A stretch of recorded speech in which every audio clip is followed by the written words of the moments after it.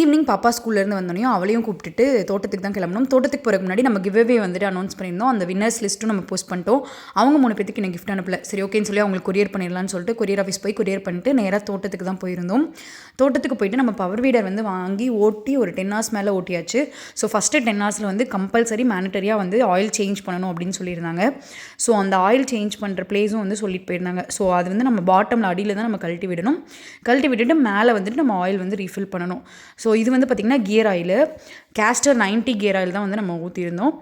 அதுலேயே வந்துட்டு அளவு நமக்கு எவ்வளோன்னு தெரிகிற மாதிரி இருக்கும். ஸோ அது நம்பர் அளவுக்கு ஊற்றியாச்சு ஃபுல்லாக. ஒன்று மேலே இன்னொன்று சைடில் இந்த மாதிரி இருக்கும். ஸோ இது ரெண்டையும் தான் நம்ம ஊற்றணும். இது ஊற்றி முடிச்சுட்டு பார்த்திங்கன்னா அடுத்தது வந்து என்ஜின் ஆயில் வந்து நம்ம ரீஃபில் பண்ணுற மாதிரி இருக்கும். ஸோ என்ஜின் ஆயில் ஃபஸ்ட்டு வந்து அவுட்லெட்டில் எடுத்து விட்டுட்டு அதுக்கப்புறம் நல்லா கருகருன்னு இருந்துச்சு ஆயிலு. ஸோ ஃபஸ்ட் 10 hoursல வந்து கம்பல்சரி மாற்றினா தான் என்ஜினோட லைஃப் வந்து நல்லா வரும் அப்படின்னு சொல்லியிருந்தாங்க. அதனால தான் நம்ம மாற்றுறோம். அந்த இன்ஜின் ஆயிலுக்கு பக்கத்துலேயே பார்த்திங்கன்னா ஆயில் ஃபில்டரும் இருந்துச்சு. ஸோ அதையும் நம்ம வந்து கழட்டி அதையும் க்ளீன் பண்ணி போட்டு விட்டாச்சு. போட்டு விட்டுட்டு இதுக்கு வந்துட்டு மேலே வந்துட்டு ஆயில் வந்து ரீஃபில் பண்ணுற மாதிரி இருக்கும். இதுக்கு வந்து 2040 இன்ஜின் ஆயில் தான் நம்ம யூஸ் பண்ணோம் கேஸ்டரில். ஸோ இது வந்து ஒரு 2.5 லிட்டர் அந்த மாதிரி பிடிச்சது.